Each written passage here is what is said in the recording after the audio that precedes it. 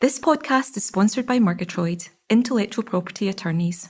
For more information on today's guest and our company, visit murgatroyd.com/podcasts.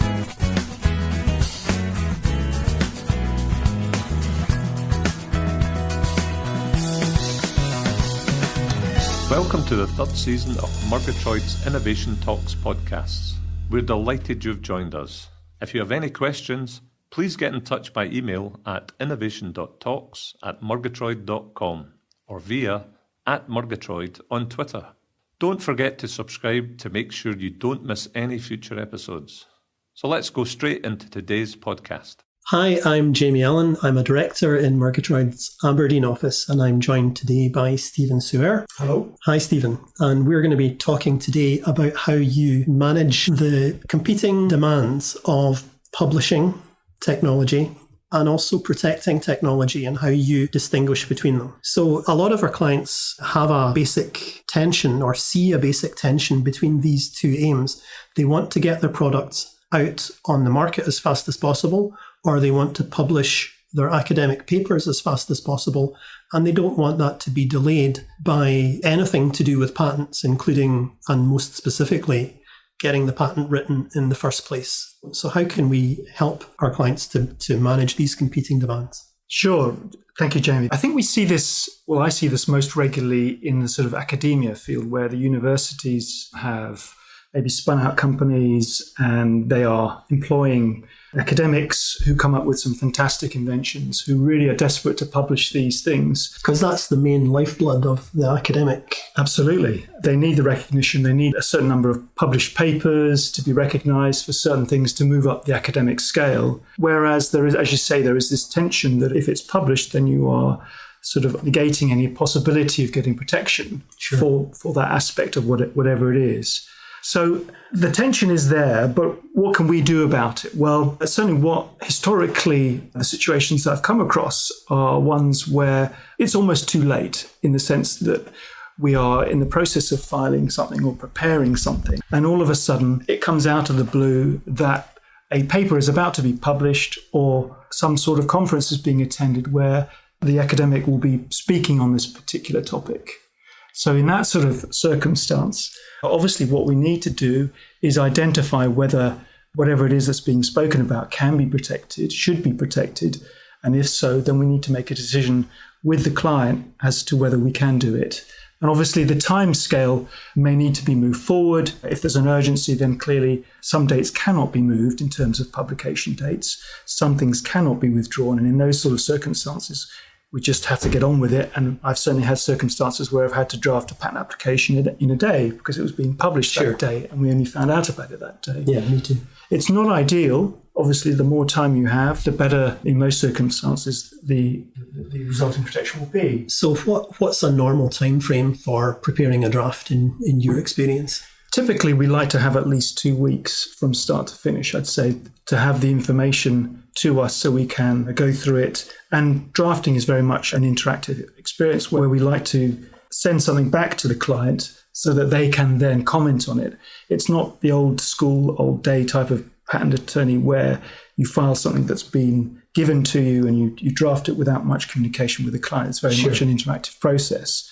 This is why, ideally, you have a slightly longer period to go backwards and forwards, because it's always going to be improved if you have that Absolutely. So the client's going to come back and say, no, that's not what I meant in this section here. And there might be a better result in the second iteration of it.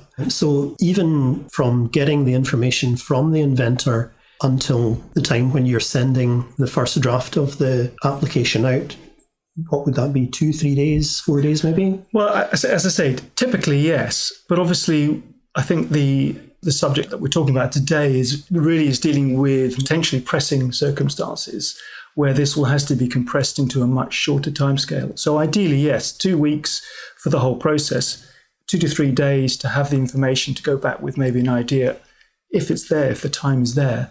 But if it has to be done within a day, then it has to be done within a day. Sure. So after you have it filed at the patent office, the inventor's free to go and publish?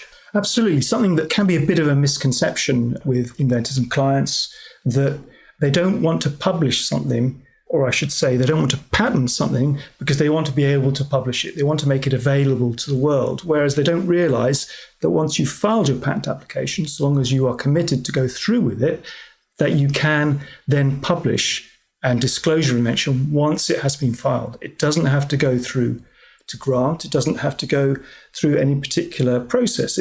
Once it's filed, that is the time from which you can then go out and publish the details of the invention that are within your patent application. Sure, and that's important, I think, because if you file a patent application with a very sketchy description of the invention that's maybe incomplete in certain respects, and you then go and publish that, that can sometimes come back and have an adverse effect on your ability to protect more subtle aspects of the invention that you maybe come across later. So really that first draft that you put in, it has to be as close as possible to the end product as you can get it.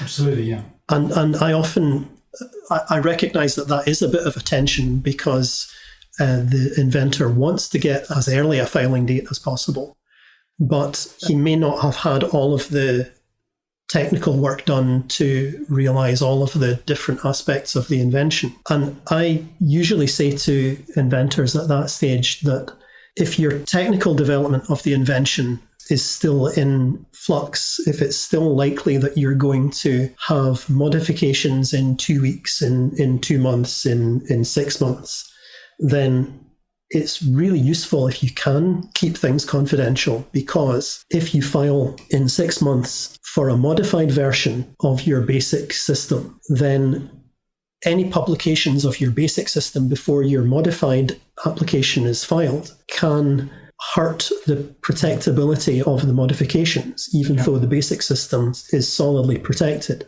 So I think it's just a question of the inventor being aware that if he goes and publishes the invention at the early stage, he may be closing off options for protecting later modifications. More fleshed out versions. Exactly. But, in some situations, the inventor's going to come with most of the I's dotted and most of the T's crossed, and there's not going to be any major modifications that they're going to be thinking about making. So there is a decision in the initial filing stage of, am I still in the middle of developing this invention or not? And if I am, is there any possibility of keeping it confidential until I'm finished that development? And if not, then, you just have to file and then publish and accept the fact that you may not be able to protect those modifications further down the line. Yeah. And that's a fine commercial decision. It's just making sure the client's aware of the pros and cons at the start. And in many cases, maybe no modifications would arise in 6 months, or the modifications that arise might not be protectable anyway. So there's no point really, in a general sense, of putting a blanket ban on publications just because you might at some point in the future come up with a modification if it's important for you to be publishing. I mean, it depends very much on the quality of the information you get prior to publication, and you have to make a judgment call as to whether that is actually sufficient to file a patent application, because patent applications do have a requirement of sufficiency, so that if you don't have enough information to put the invention actually into effect, then in fact there's very little point in filing it. And that's a significant problem in itself. It is.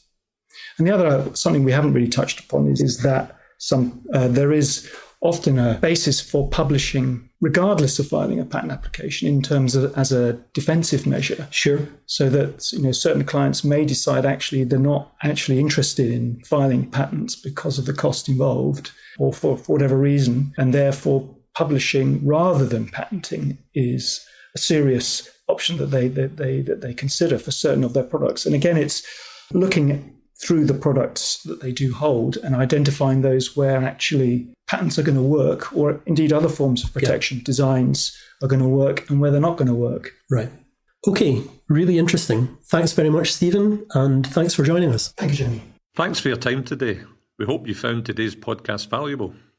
And don't forget to subscribe to make sure you don't miss any of our future episodes. So until the next time, goodbye.